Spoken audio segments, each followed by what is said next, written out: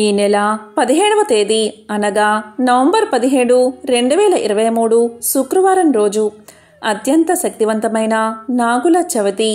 కార్తీక శుద్ధ చవితిని నాగుల చవితిగా అనాది నుండి ఆచరిస్తున్నారు.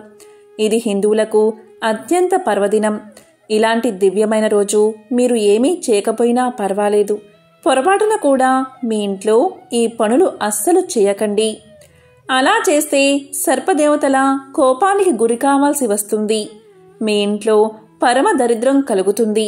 కాబట్టి ఏం చేయకూడదో తెలుసుకుని జాగ్రత్త పడండి. నాగుల చవితి ఎంతో పవిత్రమైన మహిమాన్వితమైన రోజు.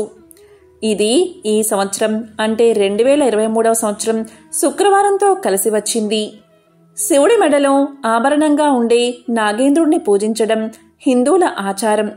హిందువులు కార్తీక మాసంలో కార్తీక శుద్ధ చవితిని నాగుల చవితి పండుగగా జరుపుకుంటారు.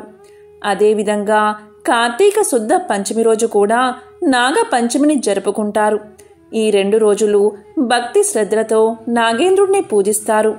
ప్రకృతి మానవ మనుగడకు జీవన ఆధారమైనది కాబట్టి దాన్ని దైవస్వరూపంగా భావించి మన పూర్వీకులు చెట్టును, పుట్టను, రాయిని, రప్పను, కొండను, కోనను, నదిని, పర్వతాన్ని ఇలా సమస్త ప్రాణకోటిని దైవస్వరూపంగా పూజిస్తూ వస్తున్నారు. ఇదే మన భారతీయ సంస్కృతిలోని విశిష్టత. నిశితంగా పరిశీలిస్తే అందులో భాగంగానే నాగుపామును కూడా నాగరాజుగా, నాగదేవతగా పూజిస్తూ వస్తున్నారు.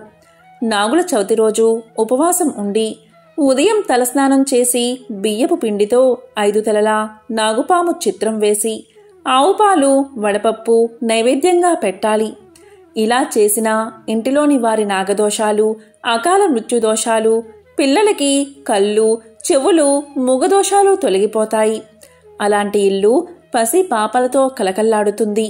ఈరోజు ఆడవారు, పిల్లలు, కన్నె పిల్లలు పుట్ట వద్దకు వచ్చి అలంకరణ చేసి వస్త్రాలు సమర్పించి పూజలు చేస్తే చాలా మంచిది. నాగుల చవితి రోజు ఆవుపాలు పుట్టలో పోసి నాగ పూజ చేసి చలివిడి, చిమ్మిలి, అరటిపళ్ళు, తేగలు మున్నగునవి నివేదన చేస్తే సకల శుభాలు కలుగుతాయి. అలాంటి వారు కలకాలం సౌభాగ్యంతో జీవిస్తారు. ఈరోజు ఎవరైతే ఓం నాగరాజాయ నమః, ఓం నాగరాజాయ నమః అనే మంత్రాన్ని 108 సార్లు జపిస్తారు. వారి కోరికలన్నీ నెరవేరతాయి. నాగదోషం తొలగిపోతుంది. పాములు అంతర్భాగంలో జీవిస్తూ భూసారాన్ని కాపాడే ప్రాణులుగా, సమస్త జీవకోటికి నీటిని ప్రసాదించే దేవతలుగా మన పూర్వీకులు భావించేవారు. పాములు పంటలను నాశనం చేసే క్రిమి కీటకాదులను తింటూ పరోక్షంగా రైతుకు పంట నష్టం కలగకుండా చేస్తాయి. అలా అవి ప్రకృతి పరంగా మనకు ఎంతో సహాయపడుతూ ఉంటాయి. మన పురాణాల్లో నాగుల చవితి గురించి ఎన్నో కథలు ఉన్నాయి. దేశమంతటా పలు దేవాలయాల్లో మెలికలతో ఉన్న నాగేంద్రుడి విగ్రహాలు మనకు కనిపిస్తూ ఉంటాయి. ఈ నాగుల చవితి రోజు నాగేంద్రుణ్ణి శివభావంతో అర్చిస్తే సర్వరోగాలు తొలగిపోయి సౌభాగ్యవంతులవుతారని భారతీయుల నమ్మకం. నాగేంద్రుడికి మనిషికి దగ్గర సంబంధం ఉంటుంది. పుట్టలో పాము ఎలా ఉంటుందో మానవ శరీరం కూడా పుట్టలాగే ఉంటుందని పురాణాలు తెలుపుతున్నాయి. ఈ మానవ శరీరం అనే పుట్టకు 9 రంధ్రాలు ఉంటాయి. వాటిని నవరంధ్రాలు అంటారు. అదేవిధంగా పుట్టలో పాము ఎలా ఉంటుందో పుట్టగా చెప్పబడే మన శరీరంలో కూడా వెన్నెముక ఉంటుంది. దీనిని వెన్నుపాము అని పిలుస్తారు. అందులో కుండలిని అనే శక్తి ఉంటుందని యోగా శాస్త్రం తెలియచేస్తుంది. ఇది మానవ శరీరంలో నిద్రిస్తున్నట్లుగా నటిస్తూ కామ, క్రోధ, మద మాత్సర్యాలు అనే విషాన్ని కక్కుతూ మానవుల్లో సత్వగుణ సంపత్తిని హరించి వేస్తూ ఉంటుందని, అందుకు నాగుల చవితి రోజు పుట్టల్లో ఆరాధించి పుట్టలో పాలు పోస్తే మానవుడిలో ఉన్న విషసర్పం కూడా శ్వేతత్వాన్ని పొంది ఇది శ్రీ మహావిష్ణువు నివసించే తెల్లని ఆదిశేషుగా మారుతుందని, ఇలాంటి కోరికతో చేసేదే పుట్టలో పాలు పోయడం వెనుక ఉన్న ఆంతర్యమని పురాణాలు చెబుతున్నాయి. నాగుల చవితి రోజు భక్తి శ్రద్ధలతో పుట్టలో పాలు పోసి నాగేంద్రుణ్ణి పూజిస్తే ఐశ్వర్యం కలగడంతో పాటు సంతానం లేని వారికి సంతానం కలుగుతుందని శాస్త్రాలు చెబుతున్నాయి. దీనికి సమాధానం కూడా ఉంది. పాము పుట్టలను ఏర్పరచవు, చీమలే ఏర్పరుస్తాయి. చీమలు ఈ విధంగా పుట్టల్ని పెట్టేటప్పుడు వాటి నోటి నుంచి ఒక ద్రవం వస్తుంది. ఈ ద్రవం మెత్తటి మట్టిలో కలిసి గట్టిగా మారుతుంది. ఎంత గట్టిగా అంటే వానలు కురిసినా ఇది కరగదు. ఈ మెత్తటి మట్టిలో ఎలాంటి రాళ్ళు ఉండవు. ఇదే దీని విశిష్టత.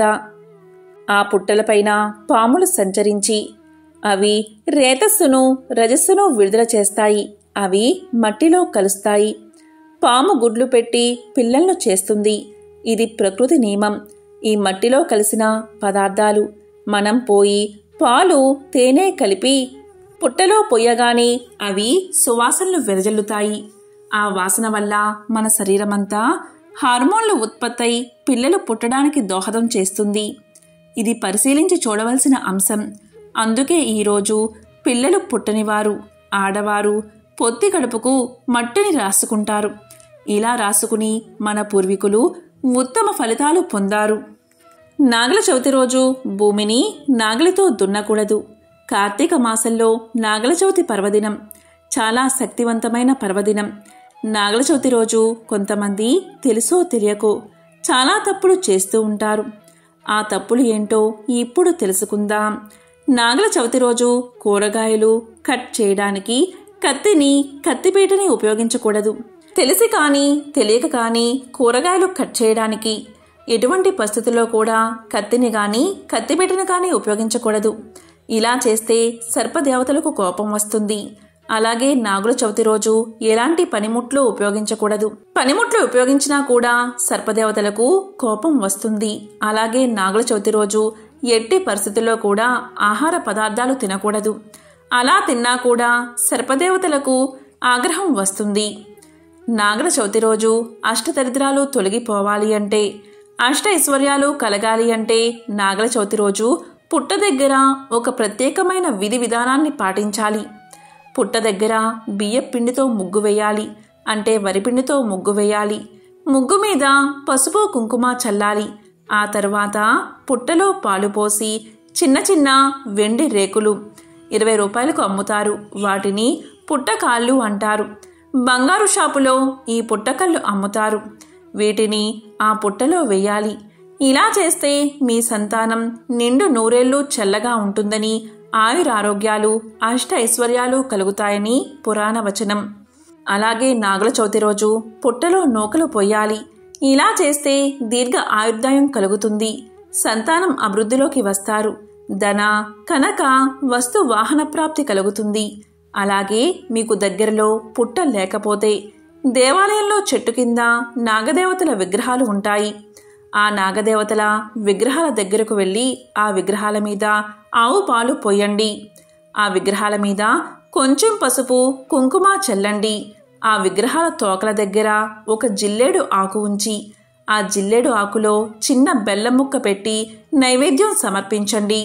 అలాగే ఆ నాగదేవతల విగ్రహాల దగ్గర ప్రమిదలో నువ్వుల నూనె పోసి దీపాన్ని వెలిగించండి. ఇలా ఈరోజు చేస్తే అష్ట ఐశ్వర్యాలు, భోగ భాగ్యాలు కలుగుతాయి. సంతానం కలుగుతుంది.